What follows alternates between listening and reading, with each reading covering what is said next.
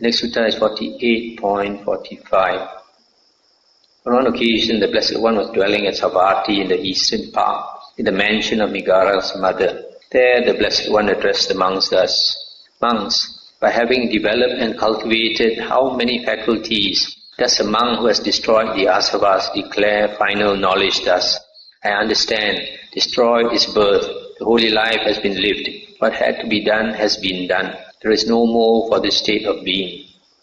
And the monk said, Venerable Sir, our teachings are rooted in the Blessed One, etc. And the Buddha said, it is, monks, because he has developed and cultivated one faculty that a monk who has destroyed the asavas declares final knowledge thus. What is that one faculty? The faculty of wisdom.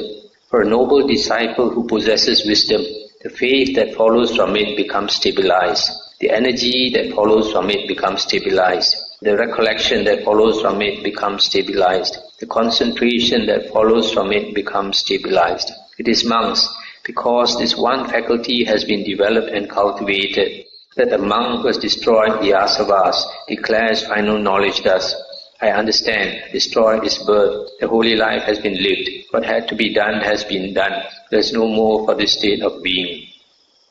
So basically, this sutta says of the five faculties, wisdom is the most important. But to attain wisdom, it must be supported by the other four faculties.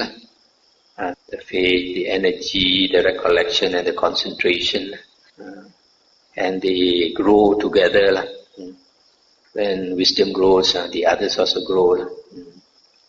The next sutta, quite important sutta, 48.50. On one occasion, the Blessed One was dwelling among the Angans, where there was a town of the Angans named Apana. There the Blessed One addressed the Venerable Sariputta thus: Sariputta, does noble disciple who is completely dedicated to the Tathagata and has full confidence in him entertain any perplexity or doubt about the Tathagata or the Tathagata's teaching? And Venerable Sariputta said, Venerable Sir, the noble disciple who is completely dedicated to the Tathagata and has full confidence in him does not entertain any perplexity or doubt about the Tathagata or the Tathagata's teaching. It is indeed to be expected, Venerable Sir, that a noble disciple who has faith will dwell with energy aroused for the abandoning of unwholesome states and the acquisition of wholesome states, that he will be strong, firm in exertion, not shirking the responsibility of cultivating wholesome states. That energy of his, Venerable Sir, is his faculty of energy. It is indeed to be expected, Venerable Sir, that a noble disciple who has faith and whose energy is aroused will be collected. Yes, he's mindful, but when it says mindful, it means a specific mindfulness, not general mindfulness. Possessing supreme mindfulness and discretion, one who remembers and recollects what was done and said long ago. That mindfulness of his, or that recollection of his, Venerable Sir, is his faculty of sati. Stop here for a moment. You see, whenever the Buddha describes sati, he says, a person who has sati remembers and recollects what was done and said a long time ago. So sati has always to do with remembering. Remembering to put your attention or your mindfulness in the right place, not out among the six sense doors, out of the six sense doors, but focus on four objects of sati. It is indeed to be expected, Venerable Sir, that a noble disciple who has faith, whose energy is aroused, and whose mindfulness or recollection is established, will gain concentration, will gain one-pointedness of mind, having made release the object. That concentration of his, Venerable Sir, is his faculty of concentration. Stop here for a moment. So here the Buddha says, when a person has faith and his energy is aroused, and then he practices sati, he will gain concentration, one-pointedness of mind. And we read in an earlier sutta that this concentration or one-pointedness of mind refers to the four jhanas. Earlier we read one sutta which explained the meaning of concentration and one-pointedness of mind. as the 4 jhanas. So when you practice sati, it must end up with the 4 jhanas. It is indeed to be expected, Venerable Sir, that a noble disciple who has faith, whose energy is aroused, whose mindfulness or recollection is established, and whose mind is concentrated, will understand thus. This samsara is without discoverable beginning. The first point is not discern of beings roaming and wandering on, hindered by ignorance and fettered by craving, but the remainderless fading away and cessation of ignorance, the mass of darkness. This is the peaceful state. This is the sublime state. That is the stilling of all formations or conditioners, the relinquishment of all acquisitions, the destruction of craving, dispassion, cessation, nibbana. That wisdom of his, Venerable Sir, is his faculty of wisdom. So you see from here, in this paragraph, one whose mind is concentrated will understand what needs to be understood, and he will have wisdom. That is his faculty of wisdom. In the suttas, it is mentioned like this: the condition for wisdom to arise is seeing things as they really are. Yatta bhuta jnana dassana, seeing and knowing things as they really are. And the condition for seeing things as they really are is samadhi, the jhanas. Because when you attain the jhanas, the 5 hindrances drop away. So when the 5 hindrances are eliminated, then only you can see things as they really are. Otherwise, you're like a person covered with the dark glasses. You cannot see color. And Venerable Sir, when he has again and again strived in such a way, again and again recollected in such a way, again and again concentrated his mind in such a way, again and again understood with wisdom in such a way, that noble disciple gains complete faith thus. As to these things that previously I had only heard about, now I dwell, having contacted them with the body, and having pierced them through with wisdom, I see. That faith of his, Venerable Sir, is his faculty of faith. Good Sariputta. Sariputta, the noble disciple who is completely dedicated to the Tathagata and has full confidence in him, does not entertain any perplexity or doubt about the Tathagata or the Tathagata's teaching. And the Buddha repeats exactly what the Venerable Sariputta said. So this sutta is saying that person who has faith, confidence in the Buddha, has no doubt about the teaching, the Dhamma. There's one sutta where, I think Majjhima Nikaya, where the Buddha made some new rules concerning food, that he wanted the monks to eat only 1 meal a day. And there were certain monks who were not happy. They said, previously we ate 3 meals. It was good for us. Then later the Buddha said, you cannot eat 3 meals, I only eat 2 meals. Now the Buddha says, eat only 1 meal. And that also have to eat in the morning. He said the best meal is when people cook dinner. So he was not happy, so he refused to follow the Buddha's instructions. For the Vasa 3 months, he never saw the Buddha. And then at the end of the Vasa, other monks came to advise him. Told him that very soon the Buddha is going to leave. You better go and see the Buddha and apologize to the Buddha. Otherwise you regret. So he went to see the Buddha and apologized to the Buddha. And the Buddha gave him a telling off. The Buddha said, I lay down this instruction. Just a simple thing also you cannot follow. Why?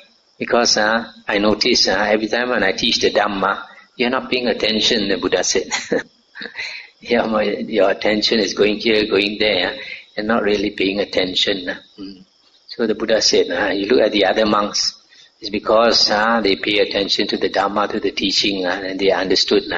They have attained Sotapanna, Sakadagami, Anagami, Arahanthood, and all that. And these monks who have understood the teaching, if I ask them to do something difficult, also they will do. Not to say such a simple thing as this, the Buddha said. If I was walking, I see a lot of mud on the road, the Buddha said. I just asked one of the disciples, just lie down in the mud for me to step over to cross. They will willingly step down on the mud for me to cross. But can you do it? Buddha said, you cannot do. Why? Because you don't have the faith, you don't have that confidence, you don't have the understanding. So you see, from here, if a person understands the Dhamma, is willing to commit himself. There are some monks to go to the forest and meditate. Some of them are eaten up by tigers, some are eaten up by pythons and all that. But they are willing to lay down their life to that extent to practice the Dhamma because they have a strong faith in the Buddha's teachings. So like the sutta says, if a person understands the Dhamma, he has confidence in the Buddha, faith in the Buddha, and there's no doubt at all. He does not entertain any doubt nor hesitation about the Buddha's teachings. So usually it's like this. Those people who find hard to do this, hard to do that, they don't have enough understanding. When they have enough understanding, then what is hard to do also they do. Hard to let go also they let go. Or those who cannot let go are those who don't understand enough. The next sutta is 48.53.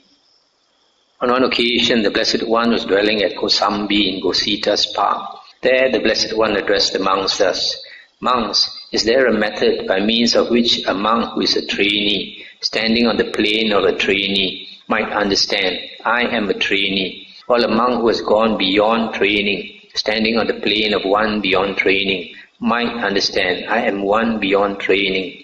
Stop here for a moment. This trainee, one who is training, refers to the 7 types of Arya.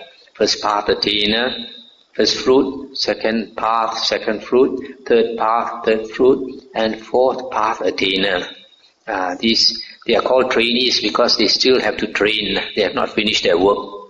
They are called sekas, trainees. And then the one who is beyond training is called the aseka, who has no more work to do, no need to train anymore. And that refers to the fourth fruit attainer. The fourth fruit attainer is called the Arahant. And it also refers to the Pacheka Buddha, it also refers to the Sammasambuddha. All of them are fourth fruit attainers. And they said, remember sir, our teachings are rooted in the Blessed One, etc. And the Buddha said, there is a method, monks, by means of which a monk who is a trainee might understand, I am a trainee, while a monk who is one beyond training might understand, I am one beyond training. And what, monks, is the method by means of which a monk who is a trainee, standing on the plane of a trainee, understands, I am a trainee? Here, monks, a monk who is a trainee understands as it really is, this is suffering. He understands as it really is, this is the origin of suffering. He understands as it really is, this is the cessation of suffering. He understands as it really is, this is the way leading to the cessation of suffering. This is a method by means of which a monk who is a trainee, standing on the plane of a trainee, understands, I am a trainee. So here, Arya is one who understands the 4 noble truths. So for you to understand the 4 noble truths, that means you have right view. And right view, the Buddha says in the Majjhima Nikaya, in the Sutta Majjhima Nikaya 43, that there are only 2 conditions to attain right view. The voice of another person, that means another person teaching you the Dhamma, and you have careful attention or proper attention. So all here is very clear. All Aryans understand the 4 noble truths. It's only the different degree. If you understand fully, you become an Arahant. If you understand partially, then you become one of the Aryans. Again, monks. A monk who is a trainee considers thus: is there outside here another ascetic or Brahmin who teaches a Dhamma so real, true, actual as the Blessed One does? He understands thus: there is no ascetic or Brahmin outside here who teaches a Dhamma so real, true, actual as the Blessed One does. This too is a method by means of which a monk who is a trainee, standing on the plane of a trainee, understands, I am a trainee. So here is saying that there is no teaching outside of the Buddha Dhamma, of the original Buddha's discourses, that can compare with the Blessed One's teachings. Outside means external to the Buddha's teachings.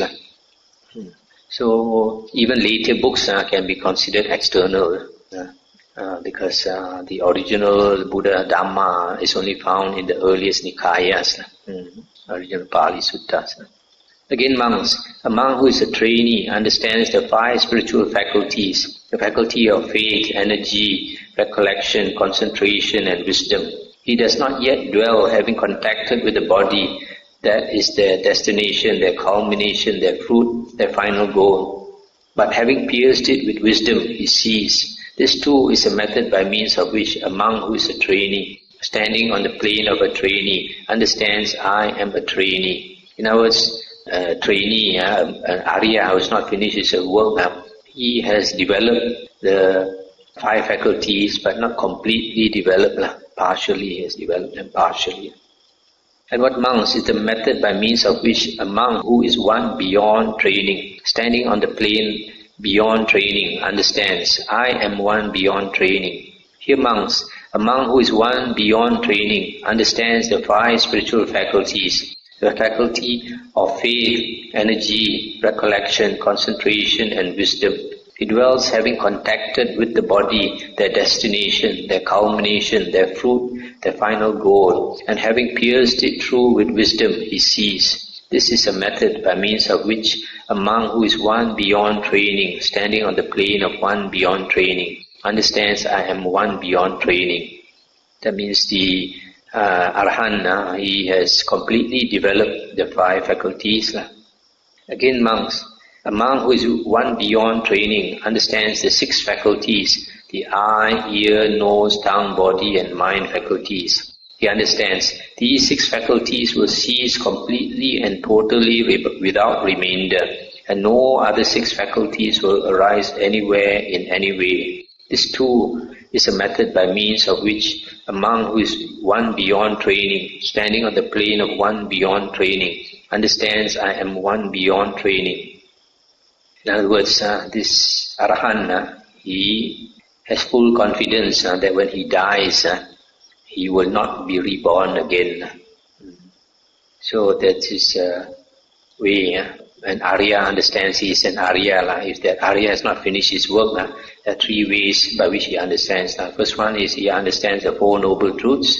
The second one, he knows that outside the Buddha Dhamma, the original Buddha Dhamma, there is no other teaching that can compare with the original or true Dhamma. Then the third, he has developed the 5 faculties but not completely. And then the Arahant has 2 ways of knowing that he has finished his work. One is he has completely developed the 5 faculties. And secondly, he is confident that when he lays down the body, that he will not be reborn again. Okay, the last sutta I'm going to read in this Indriya Samyutta is 48.58, page 1699. On one occasion, the Blessed One was dwelling at Rajagaha on Mount Vulture Peak in the Boar's Cave. There the Blessed One addressed the Venerable Sariputta thus, considering what benefit, Sariputta, does a monk whose asavas are destroyed conduct himself in a way that shows supreme honor towards the Tathagata and the Tathagata's teaching? And Venerable Sariputta said, it is, Venerable Sir, considering as benefit the unsurpassed security from bondage, that the monk whose asavas are destroyed conducts himself in a way that shows supreme honor towards the Tathagata and the Tathagata's teaching. Stop here for a moment. So here the Buddha is asking, when a monk has attained liberation, if he shows complete reverence, complete veneration of the Buddha, it is because of what benefit?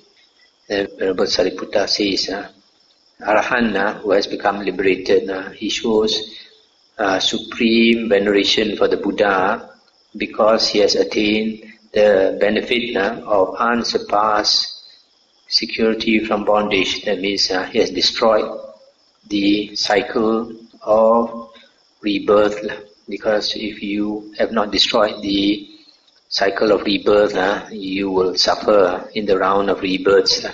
But this Arahant, he has been liberated from the rounds of rebirth. So because of this benefit, that he owes complete loyalty and obedience and veneration of the Buddha. And Buddha said, good Sariputta. For Sariputta, it is considering as benefit the unsurpassed security from bondage that a monk whose asavas are destroyed conducts himself in a way that shows supreme honor towards the Tathagata and the Tathagata's teaching. And what Sariputta is the unsurpassed security from bondage that a monk whose asavas are destroyed considers as the benefit when he conducts himself in a way that shows supreme honor towards the Tathagata and the Tathagata's teaching. And Venerable Sariputta said, here, Venerable Sir, a monk whose asavas are destroyed develops the faculty of faith, which leads to peace, leads to enlightenment. Similarly, he develops the faculties of energy, recollection, concentration, wisdom, which leads to peace, leads to enlightenment. This, Venerable Sir, is the unsurpassed security from bondage that a monk whose asavas are destroyed considers as the benefit when he conducts himself in a way that shows supreme honor towards the Tathagata and the Tathagata's teaching. In other words, Venerable Sariputta is saying that when a monk develops these 5 faculties completely, then he attains liberation. Good Sariputta. For that Sariputta is the unsurpassed security from bondage that a monk whose asavas are destroyed considers as the benefit when he conducts himself in a way that shows supreme honor towards the Tathagata and the Tathagata's teaching. And what Sariputta is the supreme honor with which a monk whose asavas are destroyed conducts himself towards the Tathagata and the Tathagata's teachings. Here, Venerable Sir, a monk whose asavas are destroyed dwells reverential and deferential towards the teacher, the Dhamma, the Sangha, the training and concentration. This, Venerable Sir, is the supreme honor with which a monk whose asavas are destroyed conducts himself towards the Tathagata and the Tathagata's teaching. Good Sariputta. For that Sariputta is the supreme honor with which a monk whose asavas are destroyed conducts himself towards the Tathagata and the Tathagata's teaching. And that's the end of the sutta. So here, the Buddha is saying that an Arahant, after he has attained liberation, he will very naturally have supreme veneration for the Buddha, the Dhamma, the Sangha, the training and concentration, samadhi. But nowadays, you find there are some monks, they belittle the samadhi. If they belittle the samadhi, that shows they're probably not even an Arya. Because an Arahant can have supreme veneration for the triple gem, the training and concentration. So it is natural that even an Arya will have supreme veneration for the triple gem, the training and concentration. So if a monk can belittle the jhanas, I don't think he's an Arya at all. That's the end of the Indriya Sangyutta.